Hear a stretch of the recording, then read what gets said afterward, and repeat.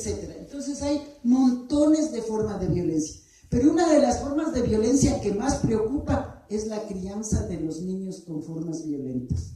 Porque esa legitima la violencia de una forma realmente gravísima. O sea, nos acostumbramos, nos educaron con violencia. Y nadie, no sé si puede hablar alguien aquí y decir, no, a mí no me ejercieron violencia. Yo creo que sería raro el caso de que pueda decir eso. Nos educaron en violencia y las formas de crianza son violentas. Y esas formas de crianza violentas están naturalizadas. Eso es lo peor. Están naturalizadas. Eso es lo que se tiene que hacer. Así me criaron, por eso soy bueno. Así dicen. Y así voy a criar a los hijos. Entonces, eso es como decir, así como la pobreza está a nivel económico, social, las formas de crianza violenta están a nivel cultural como la base de toda la violencia. ¿Quiénes ejercen la violencia contra los niños? A ver, ¿quiénes ejercen violencia contra los niños? Los padres, los profesores, se ejercen entre pares, la sociedad, en las comunidades, en los espacios comunitarios que se dice que tienen en los barrios, las comunidades, también se ejerce violencia, etcétera, etcétera. Lo peor es que quienes deberían, según mandato legal y mandato ético, natural, instintivo, deberían proteger a los niños, son los que ejercen la violencia. Eso es lo peor que sucede. O sea, ¿por qué digo lo peor? Porque el miedo que genera en un niño un padre violento, una madre violenta, o un profesor, o recibir físicamente sanciones y castigos dentro del sistema educativo, o sea, el daño emocional que hacemos realmente es súper grave. Entonces, en resumen, todos los adultos violentan a los niños, todos se creen con derecho de violentarlos. Y todos en los espacios protectores que deberían ser para los niños, niñas y adolescentes. Pero sí se dan cuenta lo grave que es, lo trastocada que está la realidad. Y que es esa realidad la que produce más violencia. Ese es el problema. Eso genera violencia. Y entonces queremos disminuir la violencia con más ejércitos, con más medidas de seguridad, con leyes más sancionatorias, etcétera, etcétera. Por ahí no va. Va por justamente ir revisando este tipo de situaciones. Hay un acuerdo a nivel mundial que todos los países deberíamos firmar unas leyes en contra del castigo a los niños. Son poquísimos países en el mundo que lo han hecho. ¿Quién me puede contar de los países que están, si ya su país tiene una ley contra el castigo físico de los niños? A ver, sí. Colombia ya tiene y lo está implementando. Uruguay también lo tiene. Chile, perfecto. El Salvador. Cuéntenme en esos países. En mi país no lo tenemos todavía. Hay la discusión de que si va dentro del código de la niñez, si va afuera, pero lo cierto es que hasta ahora no logramos sacar. Pero cuéntenme, ¿en esos países se están implementando? Esa ley está llegando a la cotidianidad de las familias que pegan y todo lo demás. Miren, o sea, ahí también hay todo un camino que recorrer. En todo caso, la mayoría de los países del mundo no han logrado todavía firmar eso. Entonces, sigamos la siguiente, que creo que ya me están diciendo el tiempo. No. Y lo que quería decir es que con respecto a lo anterior hay una deuda muy grande con respecto a los niños en relación con esto. Pero esto que estamos haciendo también es como una línea de base. ¿De qué partimos? Hay un planteamiento en los ODS de frenar la violencia contra los niños. ¿Cuál es la realidad?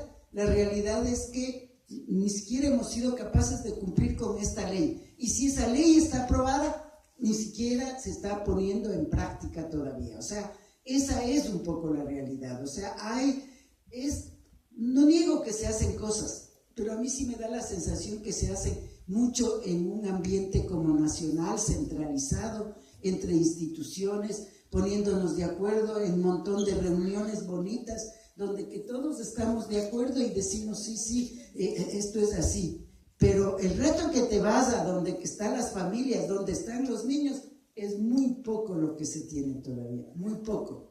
Entonces es importante que lo miremos desde esa perspectiva también.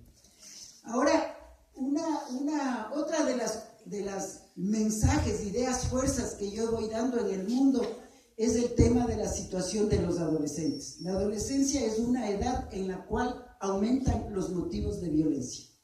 O sea, esto que acabamos de analizar, podemos decir que es general para niños y adolescentes, pero particularmente cuando se crecen una serie de violencias, llamémoslo así.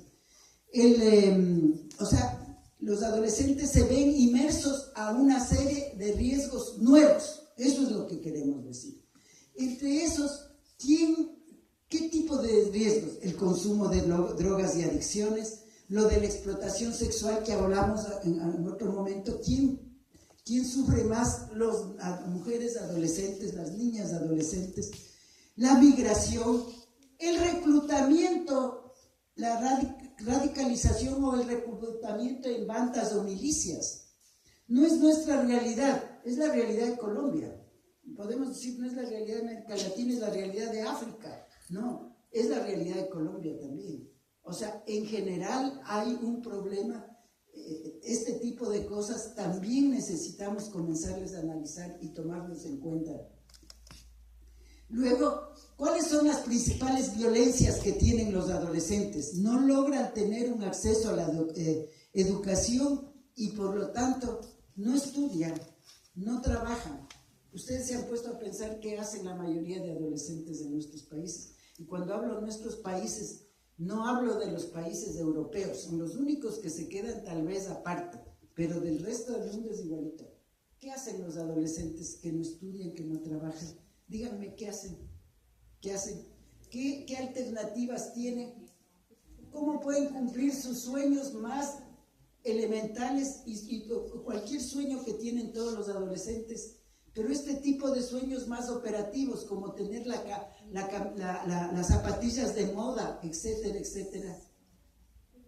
Entonces, realmente, ¿qué mundo les estamos entregando a los adolescentes?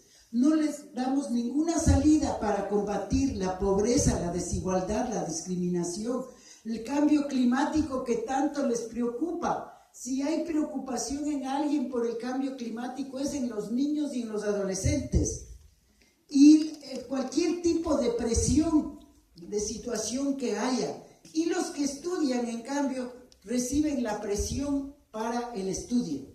Ustedes saben que los chicos salen a estudiar y después tienen no sé cuántas enseñanzas más, que corre al teatro, que corre al fútbol, que corre a no sé qué, y la presión de que tienes que ser muy buenos alumnos, y la presión. Este tipo de cosas nos han ido a plantear los adolescentes mismos en el Comité de Derechos del Niño, a decirnos, o sea, hay los adolescentes que no estudian, hay los adolescentes que sobreestudian. En todo caso, todo este tipo de realidades son importantes que los podamos analizar. Pero ¿qué otro tipo de violencias hay en relación con los adolescentes? Las desigualdades de género cobran una mayor fuerza en esta edad.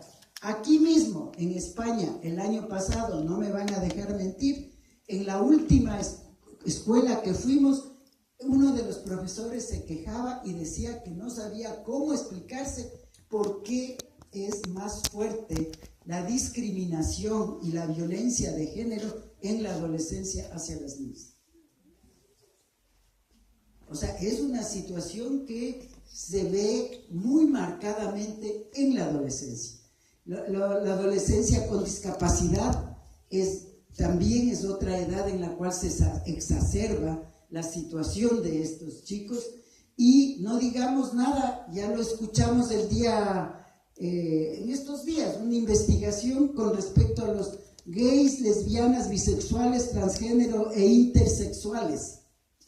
O sea, la situación de los adolescentes que tienen estas condiciones en esas edades se vuelve insufrible. ¿Sigamos?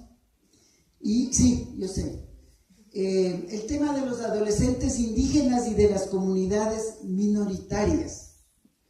Y el tema de los adolescentes de ambos sexos que migran. Yo creo que el gran grueso de migrantes hacia Europa, inmigrantes dentro de América Latina, porque ahora tenemos fuertes migraciones también, son jóvenes, pero también hay muchísimos adolescentes de ambos sexos que están migrando.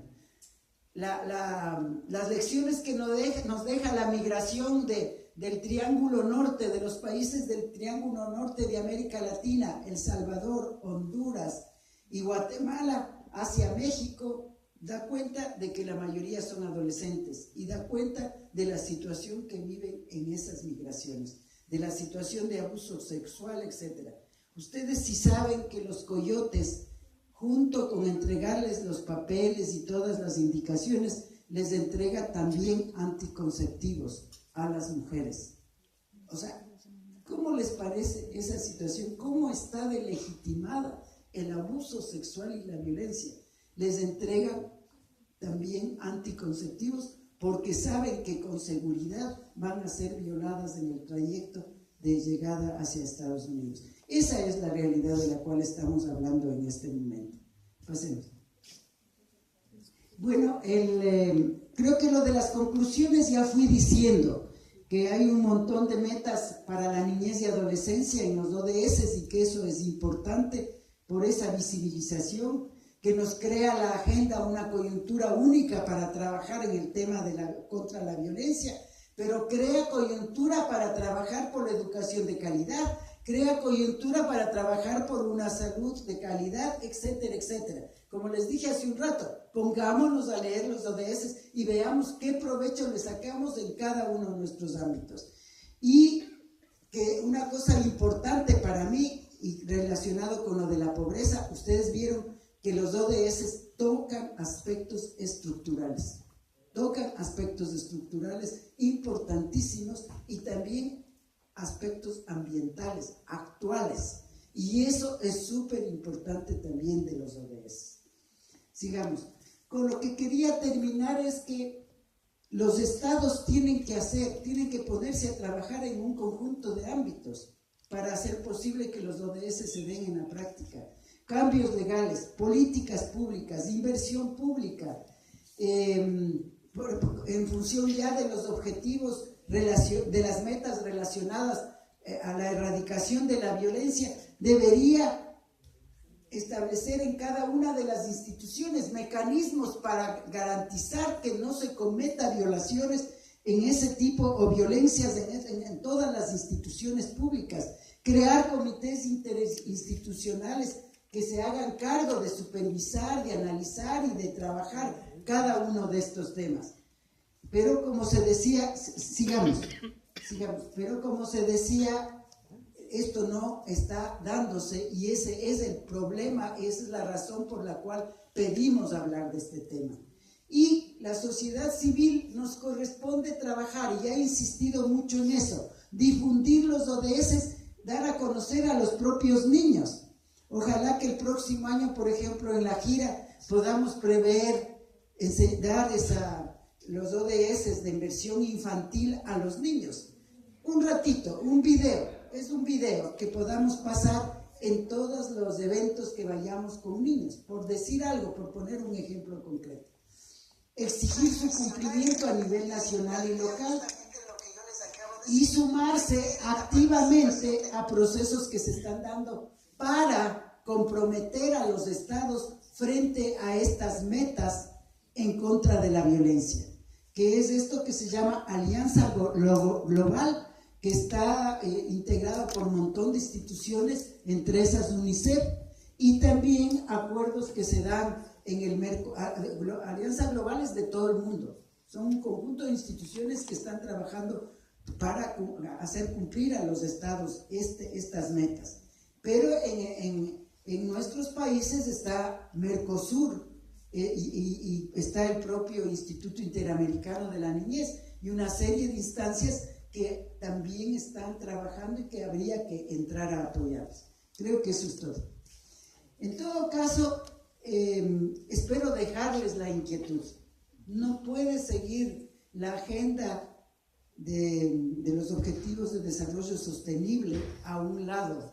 No puede seguir ahí. Tenemos que ponerle a actuar. O sea, a mí me da una preocupación grandísima. Si ya logramos consensuar eso y no lo estamos trabajando, ¿sabe lo que significa? O sea, la despreocupación de la humanidad por su propio futuro no puede ser más evidente sino en esto. Bueno, como digo, espero les haya llegado a su corazón. Muchas gracias.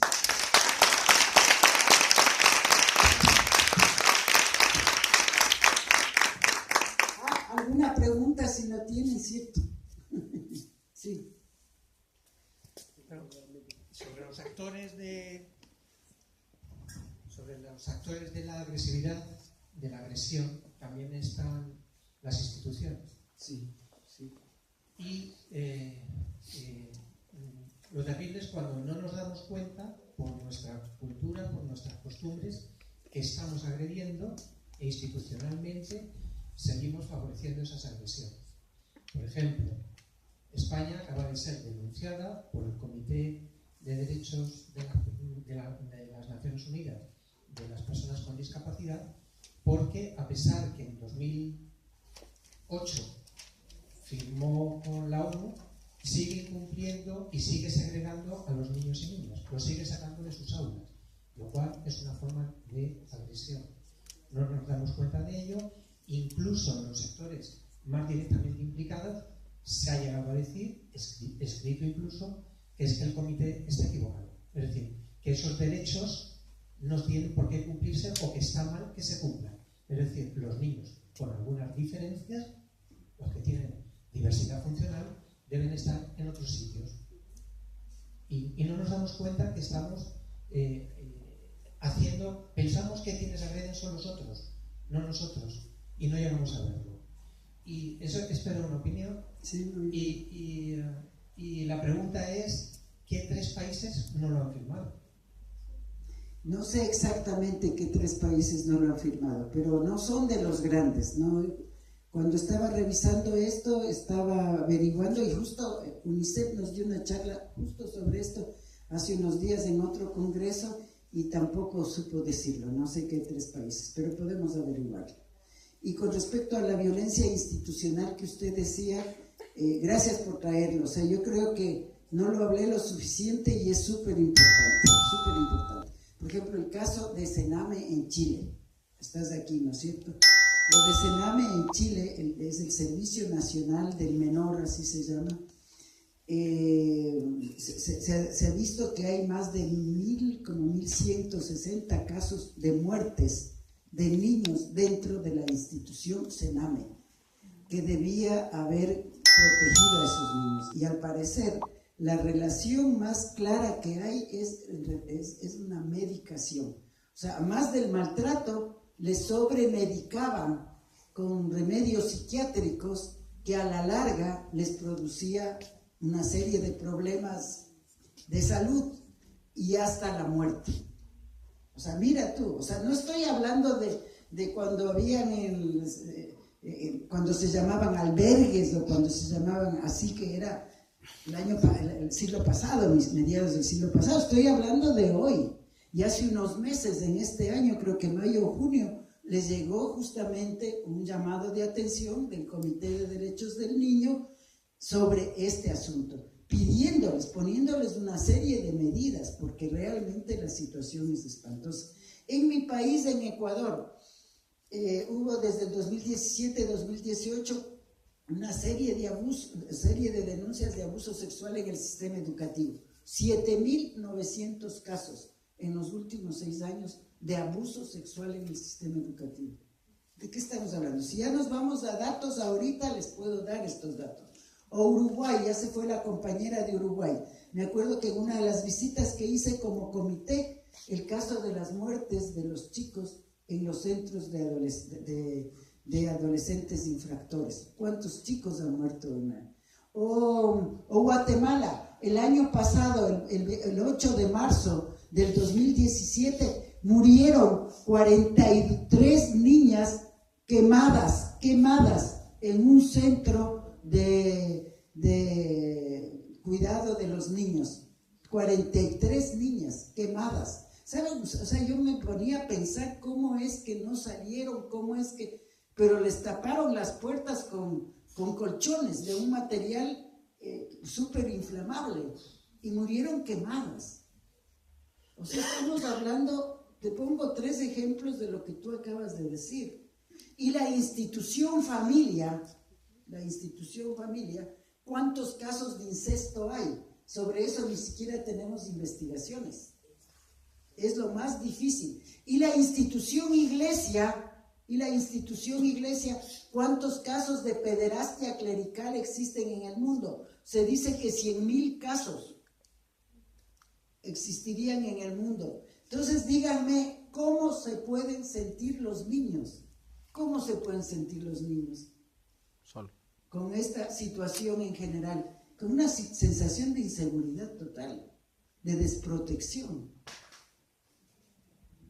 ¿Alguna otra pregunta? Sí. Hola, buenas tardes. A mí me gustaría, hablar un poco al hilo de lo que acabas de comentar, que no hace falta, o sea, que aquí en España yo trabajo en el sistema de protección de la infancia, en una casa de familia, y soy muy consciente de que existe ese maltrato institucional actualmente de una forma gravísima y no se hace nada. No se hace nada. O sea, conozco un caso en Bilbao muy concreto de un centro en el que se hacinaban chavales que venían de Marruecos. En un sitio de 100 plazas había 200, creo. Y le plantaron fuego el año pasado.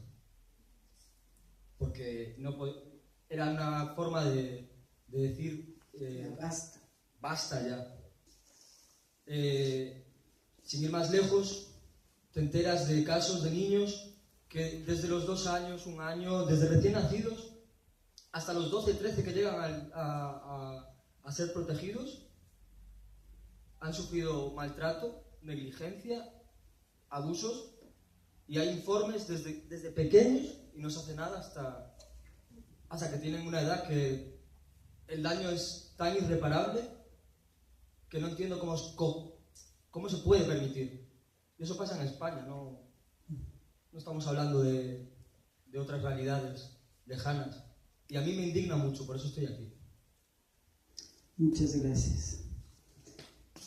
Realmente es esto y es la posibilidad cierta que tenemos todos los que estamos aquí de seguir adelante. O sea, algún cambio se tendrá que ir logrando. Giras como las que estamos haciendo, esta sensibilización que vamos haciendo, a autoridades, a profesores, a directores, etcétera, ojalá siga dando algún resultado. O sea, lo último que podemos perder es la esperanza. O sea, yo hice la investigación también en Italia de los centros de protección también. Era un negociazo. En Italia cada niño costaba al Estado $100. O sea, si yo tenía un centro donde acogía niños, a mí me pagaban $100 diarios por cada niño. Entonces era un negociazo entre el juez, la trabajadora social y la fundación para yo mantenerme con bastantes niños todo el tiempo. Y entonces comenzaron a quitarles a las sudacas, a las mamás de nuestros países de América Latina, les comenzaron a quitar los niños, porque eso les suponía tenerles a niños muchísimo más tiempo en los albergues. ¿Ya? O sea, quitarles legalmente, porque era un negocio. O sea, miren, esto les estoy hablando de una investigación del año pasado y estoy segura que sigue este año también. Entonces, lo único que quiero decirles es que se requiere el concurso de todos nosotros. O sea, más allá de la indignación, necesitamos seguir trabajando y seguir organizando. Sí. Es que la violencia institucional es legal. Es que eso es lo terrible. que Sí. cumples la ley y estás infringiendo los derechos humanos y los derechos de los niños. Y estás cumpliendo la ley. Es más, si no lo haces, incumples la ley y te pueden echar. Es muy difícil la objeción de conciencia en educación, en los centros de protección, en las cárceles, donde también se está torturando a los niños y a los adolescentes. Y si no lo haces, ese funcionario es expedientado.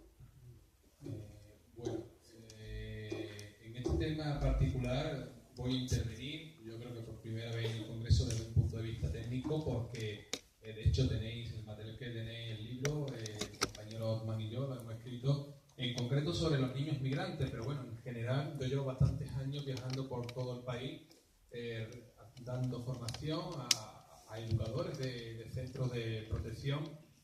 Existen plataformas reivindicativas de ese maltrato institucional. Sara, te has quedado corta. En España se está pagando al día, en concreto, sé los datos de Cataluña, se está pagando 138 euros por niño día. El otro día llamaba, os cuento de experiencia directa, llamaba a un albergue, vamos a hacer un curso de formación de ese libro que tenéis, y el mismo director del albergue me dijo, sí, pues yo tengo el albergue enterito para, bueno, a mí no me gusta utilizar el término, pero el que se utiliza en España es MENA, ¿no? Menor extranjero no acompañado. Tengo el albergue entero para MENA, he cerrado los albergues de la Red Inturjoven ya abiertos para MENA, y a esos sitios públicos vienen empresas que le están pagando a los trabajadores. Bueno, vosotros a lo mejor aquí, los que seáis de América Latina, pues no tenéis ahora mismo un poco lo que son los honorarios en España adecuados para vivir por lo menos dignamente, pero se le está pagando a educadores 800 euros en Andalucía para que trabajen una jornada completa, y las empresas poniéndose las botas. Vaya a Marruecos, vaya a conocer el trabajo que estamos haciendo in situ con los chicos. Hemos hablado de cooperación a los